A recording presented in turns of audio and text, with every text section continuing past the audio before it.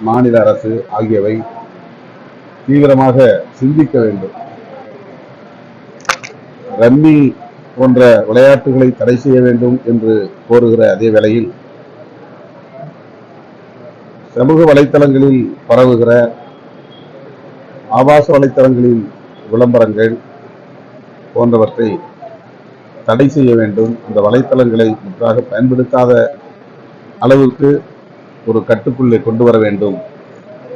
இந்திய ஒன்றிய அரசுக்கும் கூடுதல் பொறுப்பு இருக்கிறது, மாநில அரசுக்கும் பொறுப்பு இருக்கிறது. ஆகவே பாலியல் குற்றங்கள் பெருகுவதற்கு இவையும் முக்கியமான காரணமாக உள்ளன என்பதை இன்றைக்கு நேற்றைக்கல்ல, அவர்கள் இயக்கத்தை உருவாக்கிய காலத்திலிருந்து பள்ளி கல்லூரி வளாகங்களை தங்களின் பயிற்சி பாசறைகளாக மையங்களாக பயன்படுத்தி வருகிறார்கள்.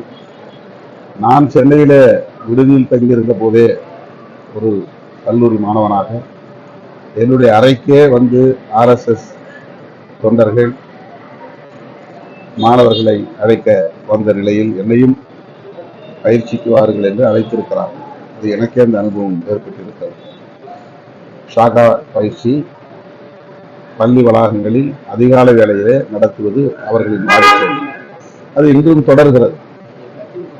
அவர்கள் மதவாத கருத்துக்களை இதன் மூலம் பரப்புகிறார்கள். வெறும் யோகா சொல்லித் தருவதாக அல்லது ட்ரில் பயிற்சி கற்றுத் தருவதாக மேலோட்டமாக சொல்லப்பட்டாலும் மதவாத அரசியலை அவர்கள் பிஞ்சு உள்ளங்களிலேயே திணிக்கிறார்கள்.